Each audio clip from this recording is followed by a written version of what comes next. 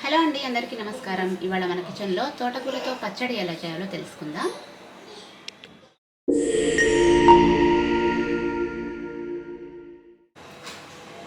ముందు ఒక కడాయి వేడెక్కిన తర్వాత కొద్దిగా నూనె పోసుకుందాం. ఒక స్పూన్ అంతా నూనె వేడెక్కిన తర్వాత ఎండుమిర్చి వీటిని ఫ్రై చేసుకుందాం.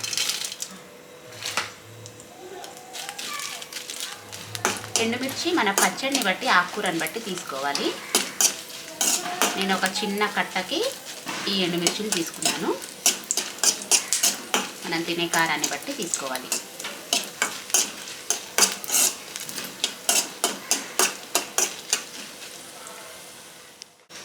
మిరపకాయలు ఈ విధంగా మంచిగా ఫ్రై అయిన తర్వాత వీటిని వేరే ప్లేట్లోకి తీసుకుందాం.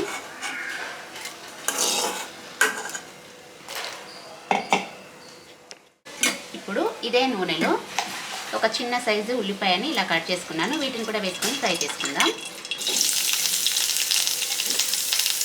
ఉల్లిపాయలతో పాటే క్లీన్ చేసి పెట్టుకున్న తోటకూరను వేసుకుందాం.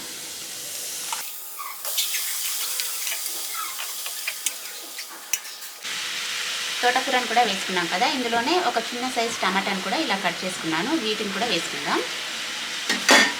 ఇందులోనే మరొక టీ స్పూన్ అంతా నూనె పోసుకుందాం. ఎక్కువ అవసరం లేదు. మనం తోటకూరలో నీళ్ళు ఉంటాయి, టమాటాలు ఉల్లిపాయల్లో కూడా నీరు ఉంటుంది కదా, వాటితోటే ఉడికిపోతాయి.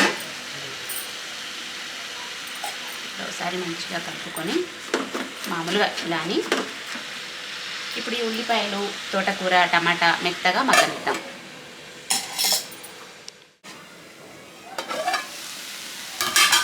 ఆకుకూర ఇలా కొద్దిగా మగ్గిన తర్వాత ఒకసారి కలుపుకుందాం.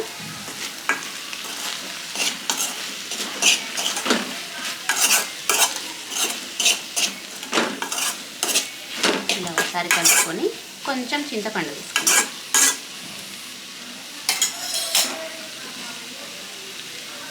కొద్దిగా చింతపండు మూత పెట్టి మరొక 2-3 నిమిషాల పాటు మగ్గనిద్దాం. మంటను సిమ్లో పెట్టుకొని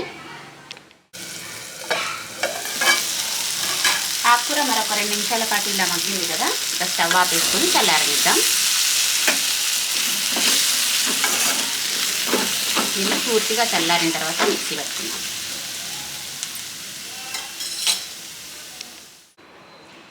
ఆకుకూర పూర్తిగా చల్లారిపోయింది కదా, ఇప్పుడు ఆకుకూరని ఈ ఎండు మిరపకాయలలోనే వేసి మిక్సీ పట్టుకుందాం.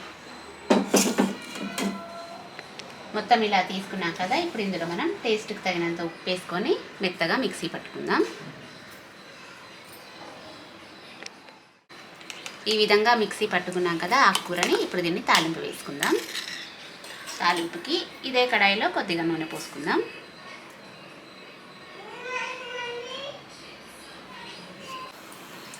నూనె వేడెక్కిన తర్వాత తాలింపు గింజలు వేసుకుందాం. ఆవాలు, జీలకర్ర, మినప్పప్పు. ఇందులోనే ఒక చిటికెడు పసుపు వేసుకుందాం.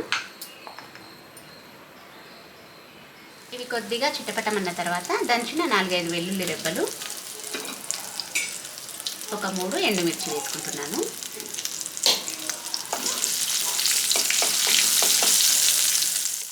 ఇవి కూడా మంచిగా వేగిపోయాయి కదా, ఒక రెమ్మ కరివేపాకు వేసుకుందాం. కరివేపాకు వేసుకొని స్టవ్ ఆపేసుకున్నాను నేను వెంటనే. ఇప్పుడు ఈ తాలింపులోకి ఈ పచ్చడి మొత్తం వేసుకుందాం.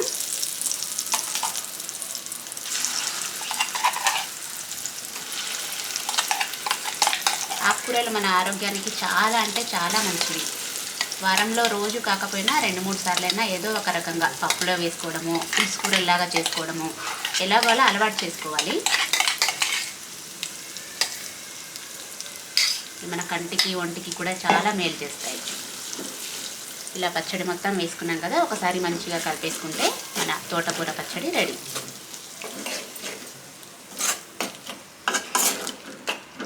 పప్పు ఫ్రైయే కాదు, పచ్చడి కూడా చాలా బాగుంటుంది. ఒకసారి ట్రై చేసి చూడండి మీరు కూడా. చూసారు కదా, పచ్చడి మొత్తం ఇలా కలుపుకున్నాం. ఇక మన తోటకూర పచ్చడి రెడీ అయింది.